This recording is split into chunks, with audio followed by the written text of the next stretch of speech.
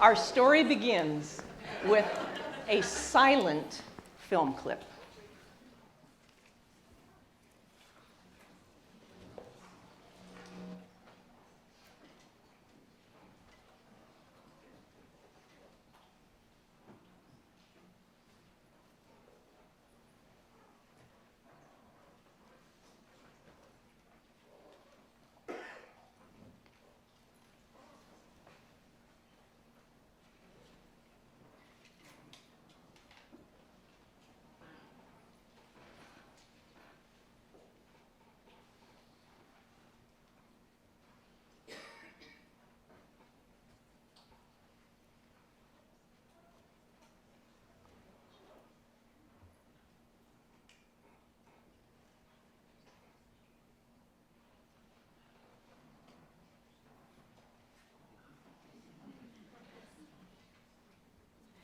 This film clip dates from 1918.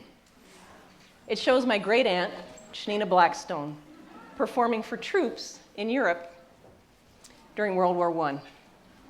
And as is the case with all historic documents, different viewers see different things. I see my namesake, a woman of tremendous accomplishment over a very long life, 103 years, whom I never met. A sad consequence of family politics. I see a woman in an unexpected place.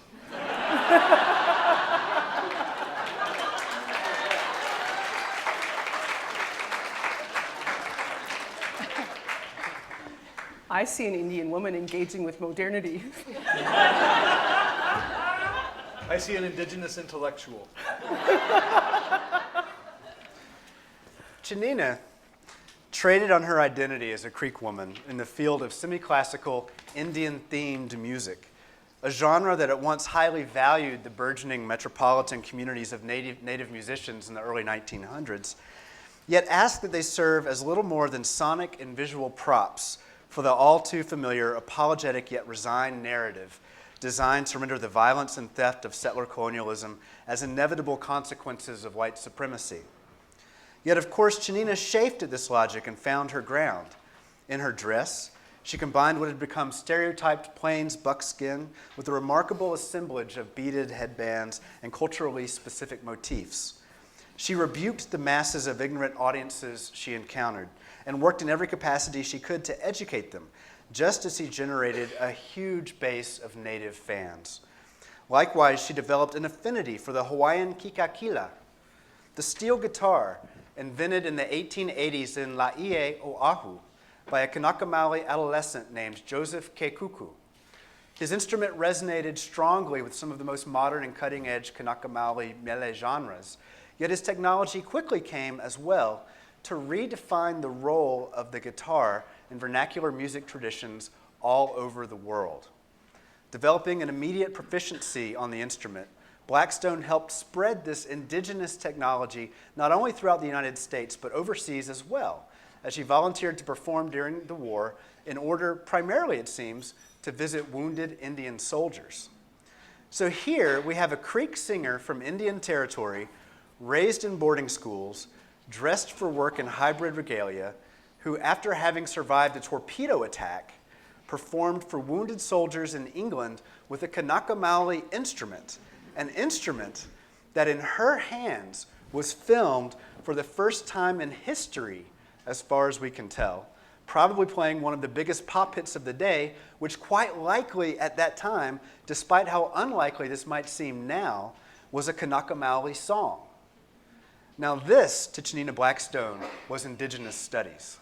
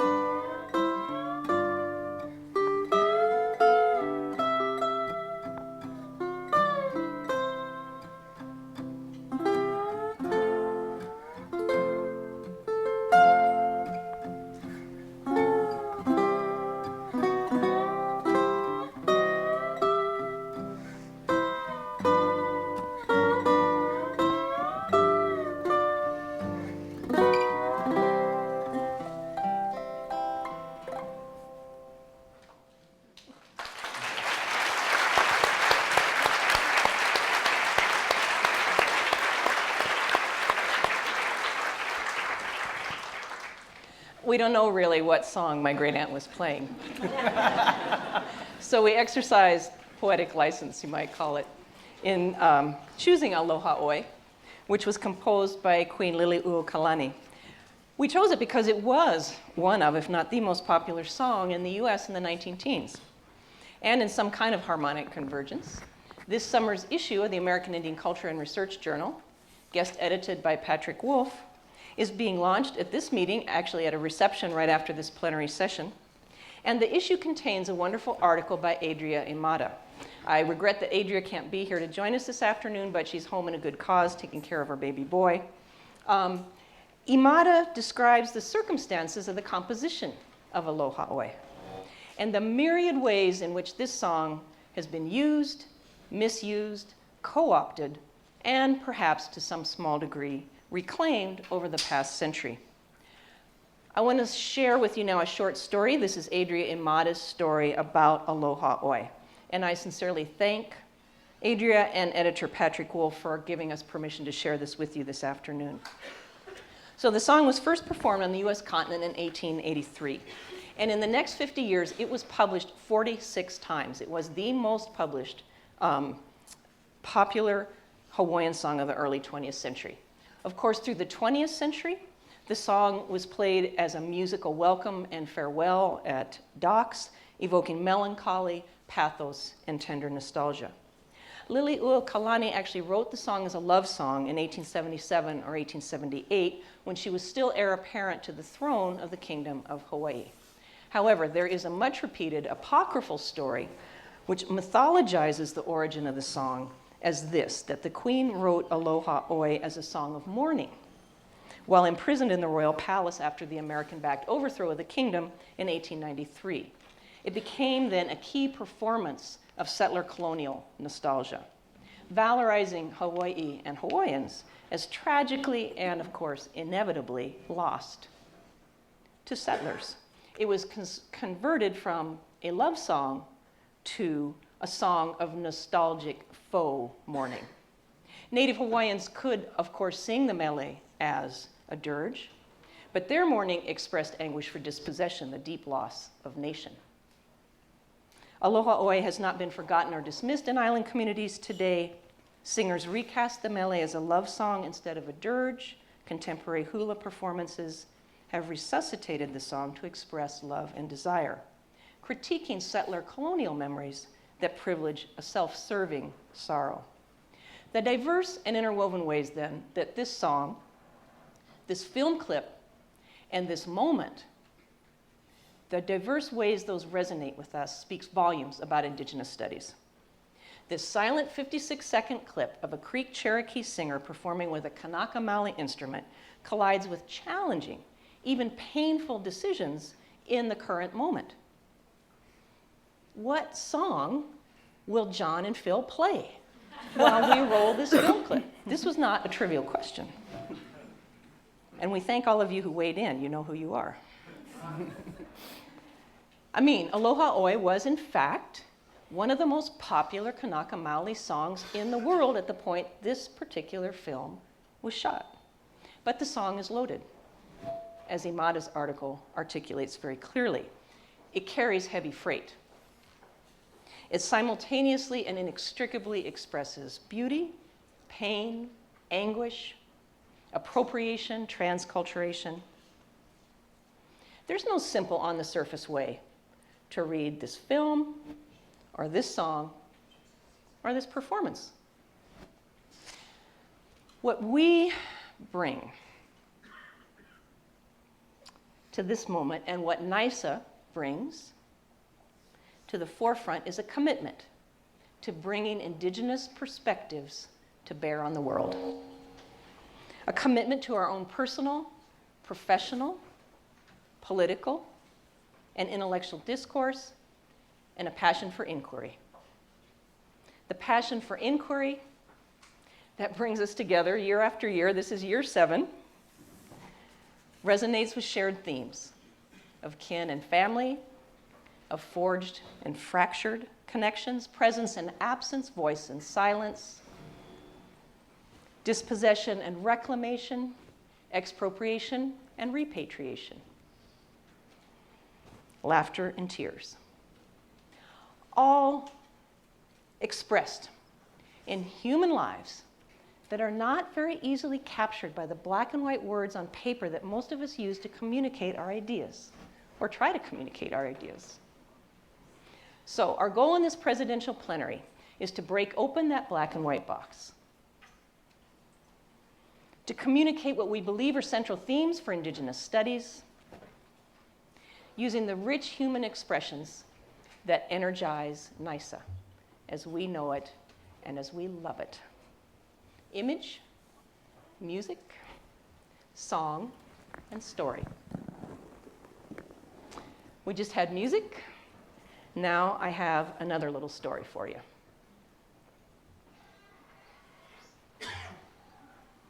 And I need to begin with a confession. A brief story about presence and absence, a hole in my scholarship that stems from an unresolved fracture in my family. My dissertation and first book, of course, were deeply rooted in the experiences of my dad, Curtis Thorpe Carr, who was sent to Chilocco Indian Agricultural School in 1927 by court order at age 9. He didn't see his mom again until he was 14 or 15 years old. My dad went to Chilocco with his older brother, Bob, who, according to my dad, was kind of an ornery guy. And one day they're out in the horse barn, and Bob gets to teasing one of the mules that the boys worked with to plow the fields. Mules, not being inclined to take such nonsense, kicked Bob in the head, laid him out cold. And according to my dad, Bob was never quite the same after that. He turned from ornery to nasty mean.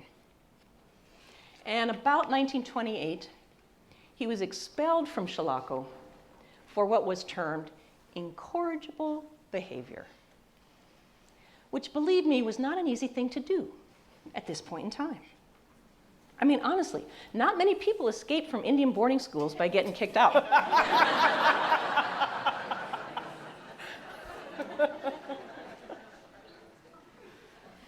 My dad would never talk too much about what happened next. Suffice it to say, Bob passed away in the Kansas State Prison at Fort Leavenworth, Kansas, at age 21, 22 years old. You know, my dad told a lot of stories about Chilocco. I mean, really, as tough as it was the place he was from. You can't say he was raised there, but he certainly grew up there. And my dad's stories about Chilocco are central to the book I wrote. But I realized 4 years after that book was published that I never mentioned Bob, only referred to him as his brother, my dad's brother. I never named Bob. I never said a word about what happened to him. The point is, that absence was invisible to me for 4 years. I hope to rectify that absence just a little today by at last and at least calling him by name. Robert Carlisle Carr. My dad was a great storyteller, and he knew how to make people laugh. Most of his stories about Chilocco were very funny stories, and they hardly ever included Bob. We only find things when we look for them. They're there, of course, but if we don't see them, it's because we aren't looking. When we do look, and then we see, and then things become visible, that's how we come to understand things. So what are we looking for here this afternoon? And what do we hope that you might see? We're searching for a balancing point, a place from which to launch stories. And we hope that you'll see important themes in the life of NAISA. Themes that emerge from our stories. Stories that are personal and are professional and are political. The balancing act teeters between the loss and the laughter that lies at the heart of the work we do. All the work we do. Everybody in this room. On the one hand, we are enmeshed in the violences generated by settler colonial society. and by ourselves. On the other hand, we're maybe not liberated, but maybe at least lifted up by imagination, intellectual dynamism, and optimism.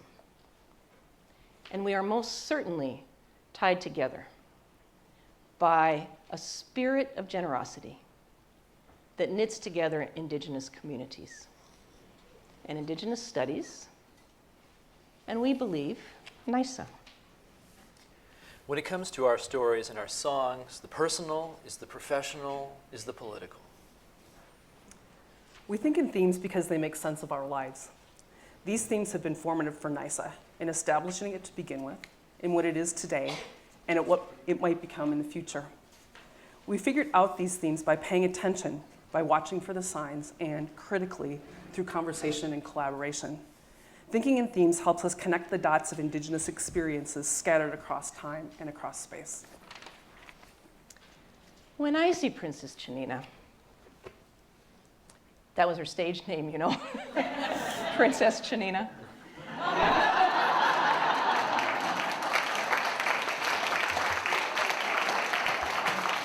Don't you love it?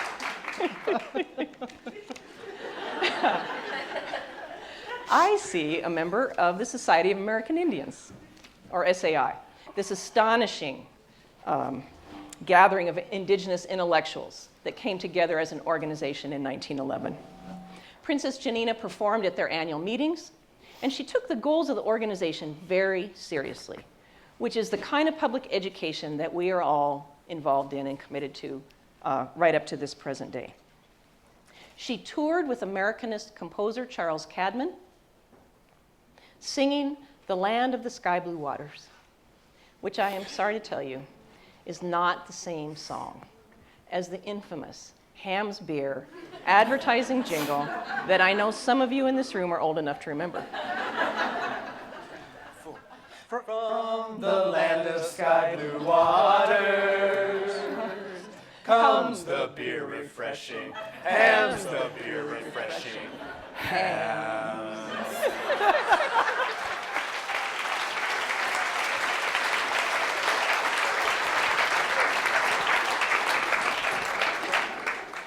Did you know this, according to Wikipedia? The Ham's Beer Bear was created in 1952 by Patrick Desjardins, a famous Ojibwe artist and painter, for an advertising campaign. Ojibwes, Shinabs were everywhere. Anyway.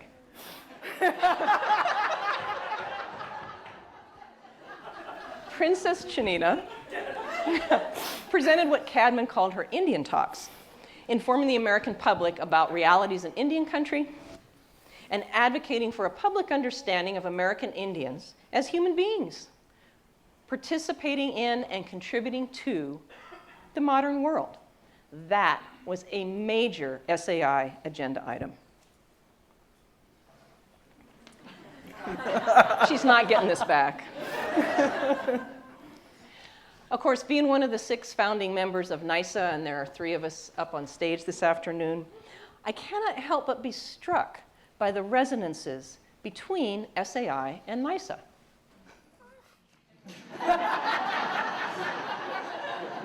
There's more than that. SAI had 6 founders, too. There are important differences, of course. SAI was not established as a professional academic organization. And NAISA wasn't founded as an organization to present a unified Indian public opinion, which SAI was.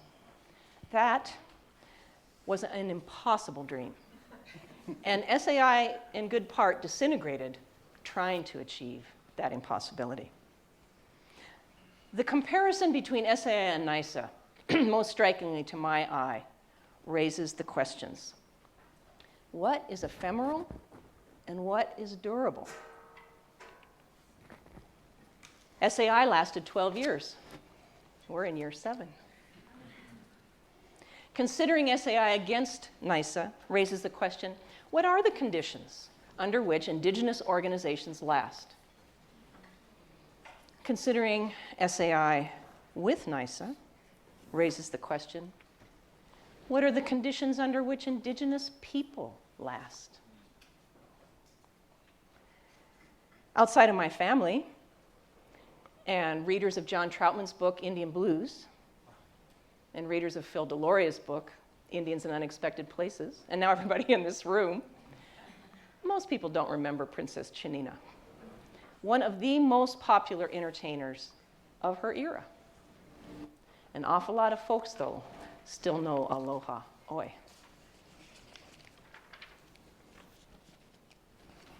How do we move beyond the comparative moment? How do we move beyond a moment of mutual recognition to some deeper understanding? What can be made out of comparative spacing? There's a mark up here. It's going to be hard for us to see. Do you see there's marks there for our Yes, chairs? I do. Okay. Indigenous Public Radio Productions proudly presents Lost is a four-letter word. The story is the journey. Written by Gene O'Brien and Chanina Lomaiwema, co-starring Chanina Lomaiwema and Gene O'Brien. Sound production, Deloria Troutman and Warrior Inc. And featuring the official NAISA out-of-boarding school band.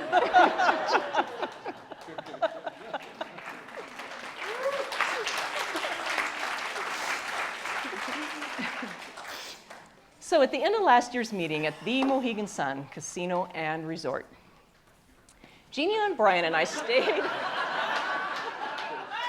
an extra day, as we always do, to eat and drink and relax and laugh and eat and drink some more, and in this case, gamble. We won $320 on the Wheel of Fortune.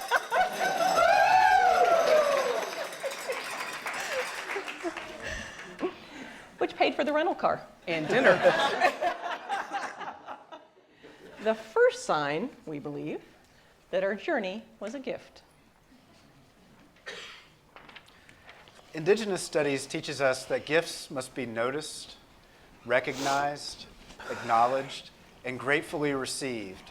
Gifts must be greeted with sincere, explicit thanks. And most importantly, gifts must be used. So, it's Friday morning, June 8th, 2012. NAISA's two presidents pull out of the Mohegan Sun parking lot. Picture the woods of New England. The sun is shining. Chanina is driving.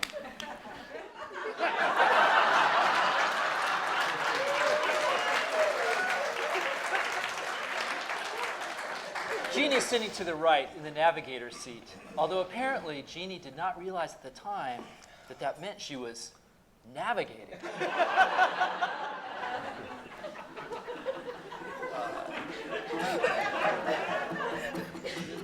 Get your motor Running. running. Out on the highway, looking for adventure. Whatever comes our way. They are heading for, remember this, the Bradley International Airport in Hartford, Connecticut. Every story has its landmarks.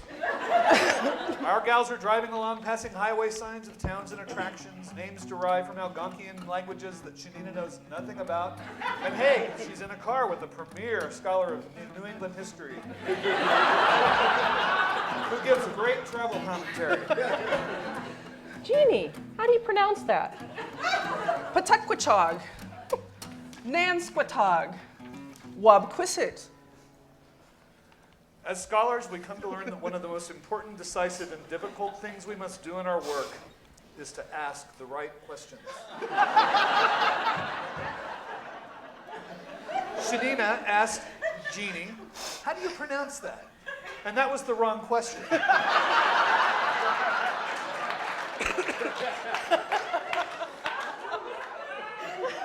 The right question would have been, Jeannie, are we on the right road? or possibly the more existential, ontological, and theoretical question. Janina, do you know where the hell we're going?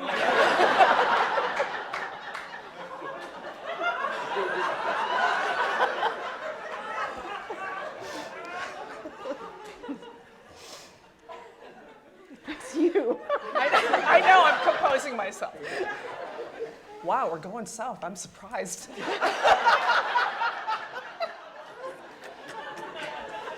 And I think, yeah, in my mental map, Hartford's to the north. But I didn't say that. Mental map, by the way, is a really important landmark in this journey. Remember mental map. But we're not worried because we know where we're going. And this journey is based on trust.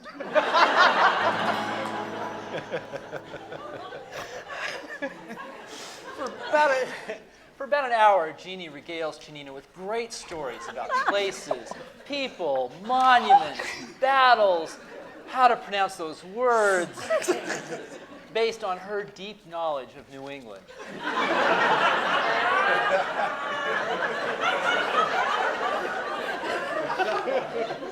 Gavin, Jeannie's two books.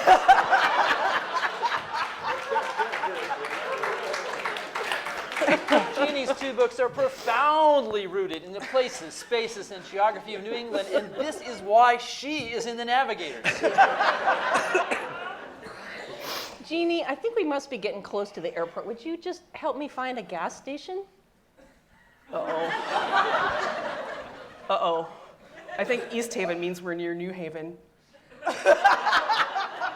Oh, yeah, we're supposed to be going to Hartford, aren't we? Now, perhaps I should make it clear for you that the map you see here, minus the arrows, is the actual map that Janina and Jeannie had with them in the car. This is the map that they never looked at. Because they knew where they were going. Jeannie, where's the map? Find it. First, sometimes the map doesn't tell you what you need to know. Much of what we do as Indigenous scholars is off the maps and off the charts. Second, as scholars of Indigenous studies, we know the importance of paying close attention to words and to silences, to presence and to absence. Let's pause to consider what was said in this potentially fraught moment. What was not said?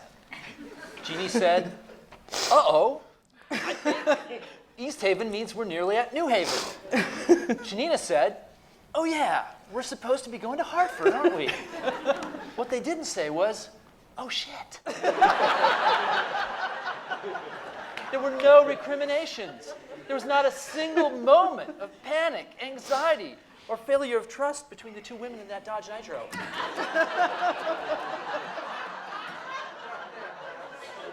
Forbearance is an important component of Indigenous studies.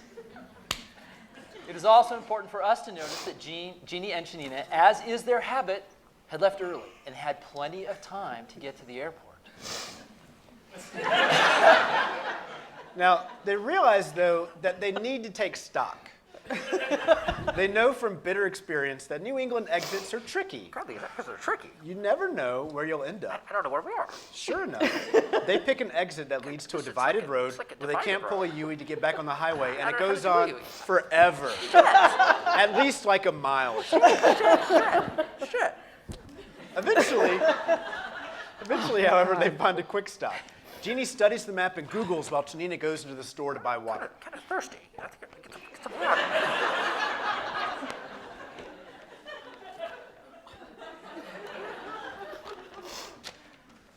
Thanks. Did you You're ask welcome. for directions? No way, we know where we're going. Look. We just need to take this little country road directly north to the Hartford airport. Oh, you know, Google tells you how long a certain route will take you to drive. Oh, this says 16 hours and 48 minutes. What? Give me the goddamn iPad. Oh, oops. That's 16 hours and 48 minutes if you're on foot.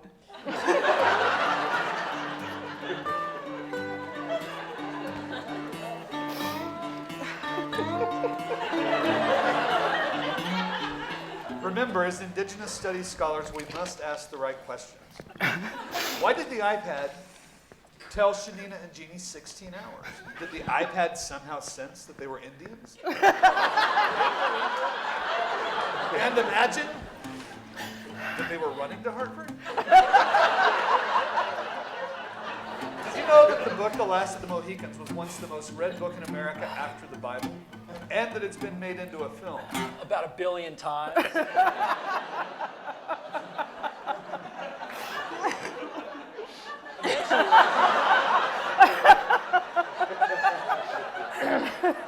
Eventually, our intrepid adventurers get turned around and successfully navigate the I-91 North exit. You know what the thing is about signs in New England, don't you, No, Gina? what?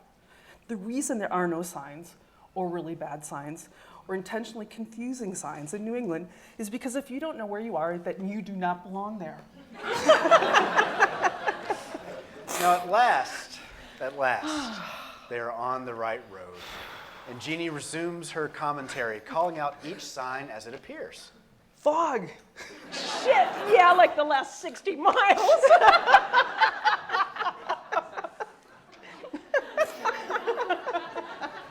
Do not attempt Indigenous studies without an abundant reservoir of laughter. You know, Jeannie, I feel compelled to observe Yes? that I have been relying upon you as my faithful Indian guide through the wilderness. More to the point, as my faithful Ojibwe guide through the woods. Chanina, how do you think we got to northern Minnesota? So how do you say in Ojibwe, shit, this so does not look like Miami Beach? At this moment, each of these NAISA leaders has an epiphany. With her trusty Ojibwe guide at her side, Janina realizes that her contribution to their collaboration is to pay close attention to the road. And Jeannie realizes they're on a metaphorical journey of profound significance. They figure it might be a good idea to start looking for signs to the airport. Put their fingers into the wind, as it were. Thank goodness we're getting close to the airport. Jeannie helped me look for a gas station. Oh my God, do you remember last December when we came out for program committee meeting and I made the nearly fatal mistake of getting off the highway? Right. Oh, it took us 45 minutes. Oh my God. This story is deeper than we thought. Well, I already knew that. I've known that for a while, actually. Well, I've been concentrating on the road. Now, at this moment in Hartford, Connecticut, Janina and Jeannie recognize the gift being offered to them. The gift of a story that tells us that everything important about NAISA is all in the journey. The whole journey, in its entirety, and in every detail was a gift. And their responsibilities were to closely observe, carefully reflect, and analyze in order to get it. Meanwhile, they're women on a road trip. Honestly, Jeannie, I had the best time at that meeting. I mean, I know, that was my intention, that was my resolution. I was gonna have a good time, but I let myself have a good time. I had a blast, You know what my sister says, right? No, what? Why wouldn't you? Am I right? Am I right? Why wouldn't you? Not to get too new agey or anything. They are so on the same wavelength. They are so on the same wavelength. You know, Chanina, I think what's happening on this trip is actually really, really important. We need to pay attention. I think we can get analytical purchase on this trip. Indigenous studies is like that, you know. We pay close attention to what words in what order, the present words and the missing words, the present voices and the silent voices. We pay attention to the particularity of experience. We open ourselves up to new, unimagined, inconceivable ideas and questions and analyses. Our journey gave us the themes for this afternoon's gathering. And all of these things are necessary for doing Indigenous studies. Collaboration, trust, analytic purchase, laughter. And forbearance. Don't get too cranked up over the little stuff. Turn down the heat. Tune out the static, so when the important stuff does come along, you have the patience and wisdom to deal with it maturely and calmly. Don't miss the message that life is trying to teach you. Don't miss the next road sign. I'm positive that you're asking yourselves right now, did they ever get to the airport? So let's resume the journey. They're on I-91 in sight of Bradley International Airport. I know where we are! Oh, thank God. Where's Thrifty Car Rental, Jeannie? They gave us that brochure. I'm sure it has directions on how to get there. No, I'm positive, but I know where we're going. I flew in and out of this airport every week for 9 months in 1999. What she's not telling you is that she never rented a car at Bradley Airport. And she drove from the north, from Worcester, Mass., not from southern Connecticut. And that sometimes she took the limo to Boston Logan instead.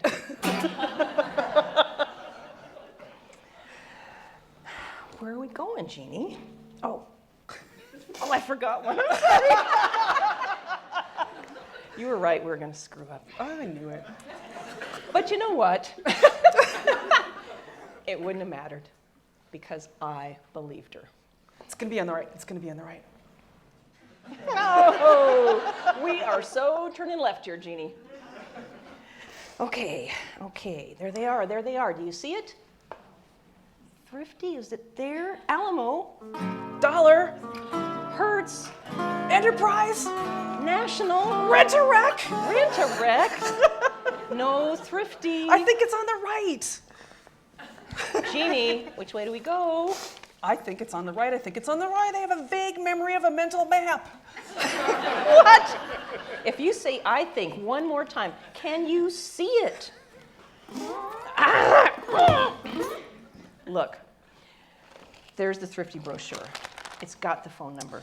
Please, let's call them. Please, please, please.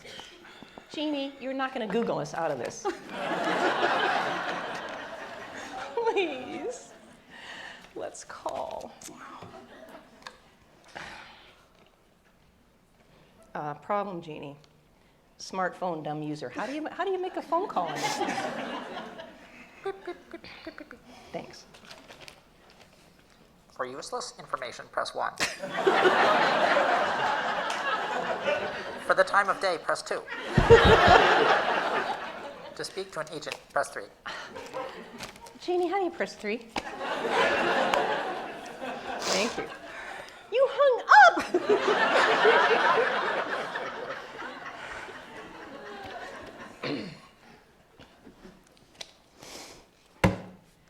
I will tell you honestly, at this point in our journey, my forbearance is beginning to wear thin.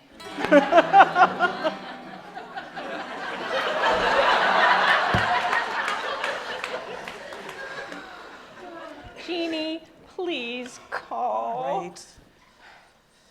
Right. Yep, 50 rental cars. Yep, right, okay, sure, Make right. McDonald's. I don't see that McDonald's. Sure, Dunkin' Donuts. Give me another landmark. You're in New England. Oh, Dunkin' Donuts. Of course, we're in New England. There's a lesson to be learned from the fallacies of a blind faith in technology. We must ask questions like, who's navigating? Drop-down menus did not exist to solve every problem one confronts in life. Technology gives us tools, not answers, and not necessarily even methodologies. Observation is important. So is the ability to recognize and appreciate unanticipated outcomes. NAISA is one big fat bundle of unanticipated outcomes. So much of our scholarship, so much of what we do comes in pursuit of the unanticipated.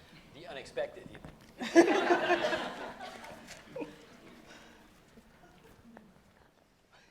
Yay!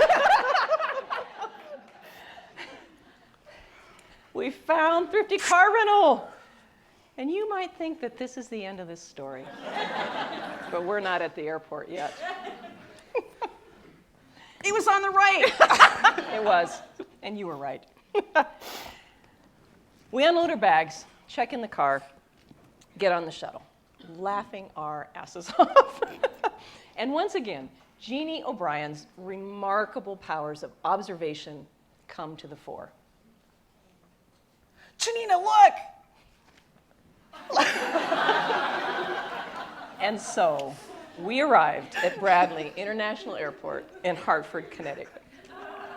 Jeannie and I believe there are some aspects of Indigenous studies that are not easily intellectualized, but we can and we must become aware, Be observant.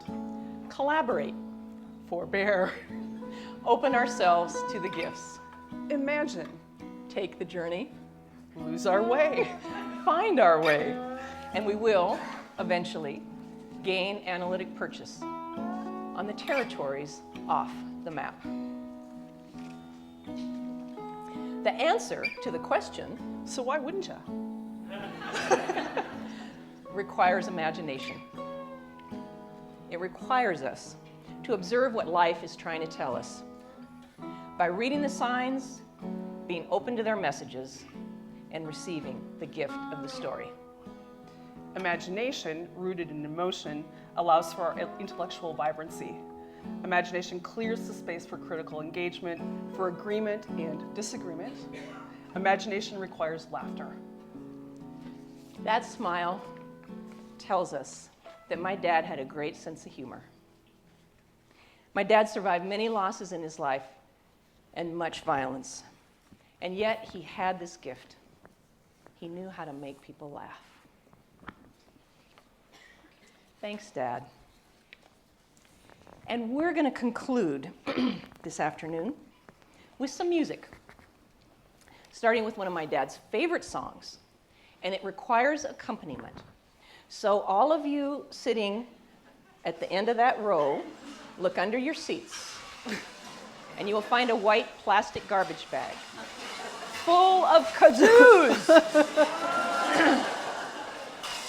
and cowbells and maracas and plastic harmonicas that I cannot figure out how to get to work, but maybe you can do it. So just pass them down, pass them down. There's enough kazoos for everybody. Everybody gets a kazoo. The other ones, there's not so much.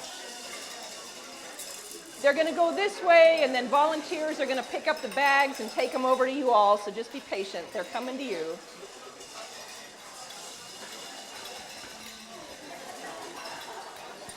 What's that guy doing? Well, he's just passing it over. Pick up the pace, you guys. You know, just whatever color you get is the color you get.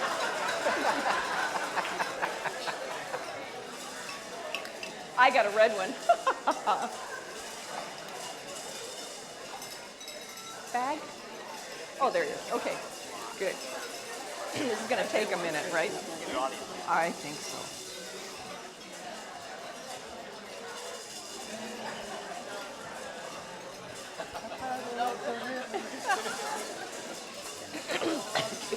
All right, you Minnesota people, pick up the pace. Huh? Oh, yeah. No, wait. This way.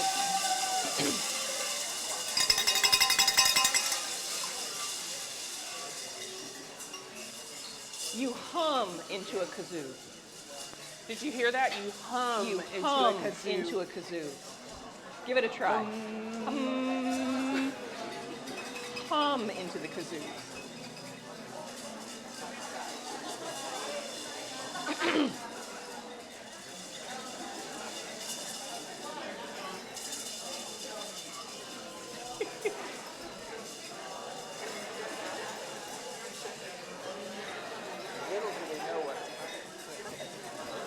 Sounds like an orchestra tuning.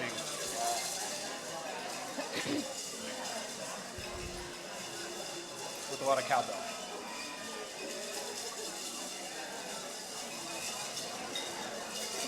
So would you guys mind running those bags over to the other end of the room? Those guys haven't gotten stuff yet. Any leftover bags, when you're done on this side, send them down to that other side of the room. This is actually a lot less noisy than I thought it would be. You're very well behaved.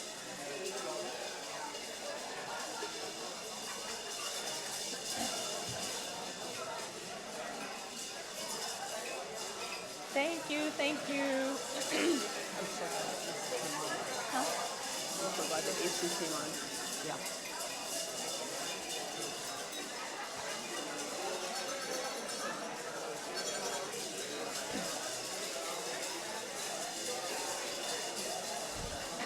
You should take your shoes off.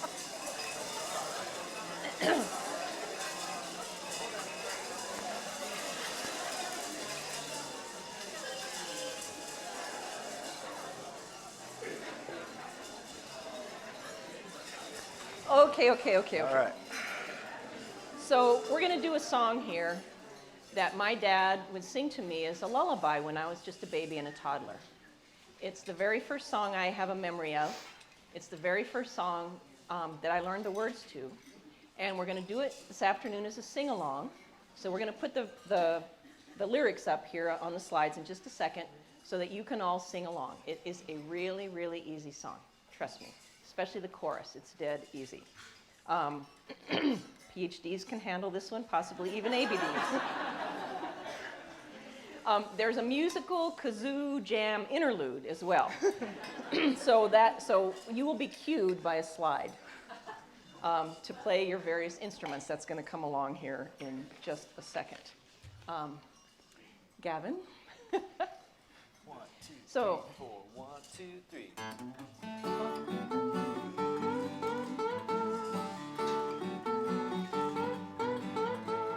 Waterloo, she lives up the river. Waterloo, she makes my heart quiver. A pearl diver's daughter, she's nuts about the water.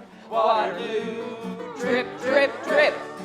Waterloo, she swims all the channels. Waterloo, she swims in red flannel. She dives like an otter, takes to water like a blotter. Waterloo, drip, drip, drip. I paddle up the river every Sunday morning in my old canoe. And when I paddle home again on Sunday evening, I know I met my Waterloo. Waterloo, she lives with the fishes. Waterloo, her kiss is delicious. I love her with passion, but she's always busy splashing. Waterloo, drip, drip, drip. There you go!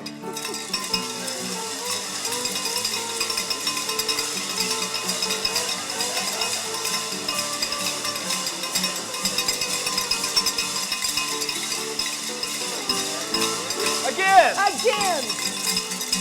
More cowbell!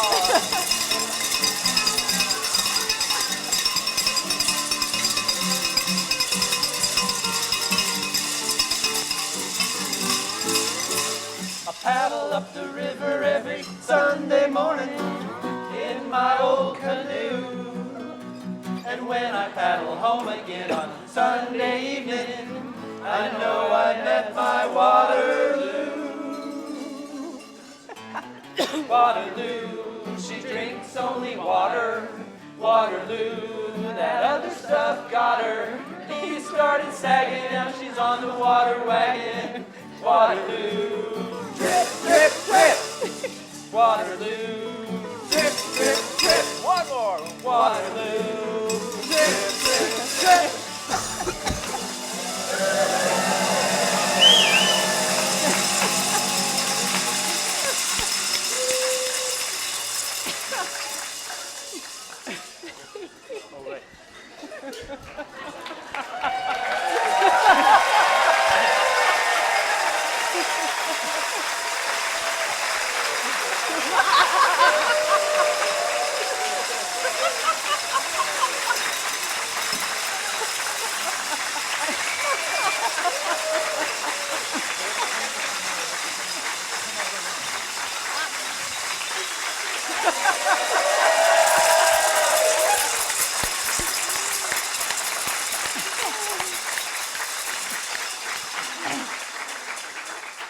So the inspiration for this plenary performance came from NAISA and its membership. It came from you all, and that is an inspiration for which we are eternally grateful, and we thank you. Mado. Miigwech. Thank you. Viva Mayayelo. Way we know.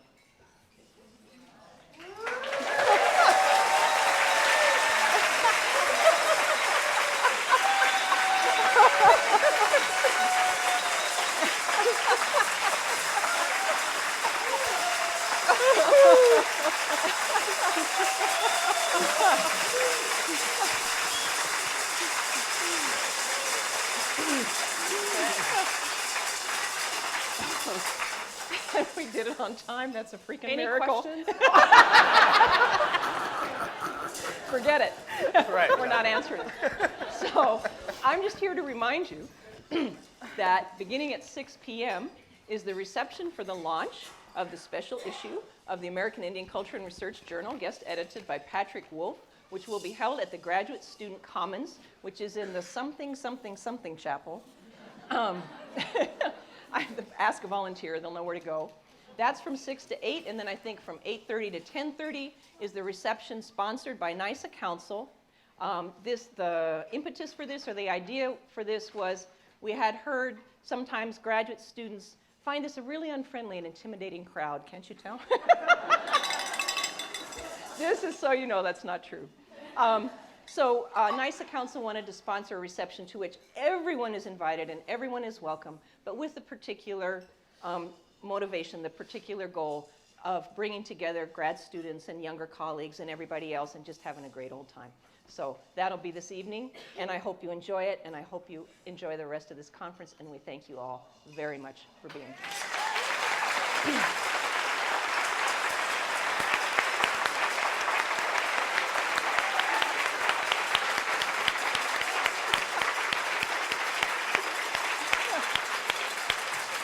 And that's a wrap. It's a wrap.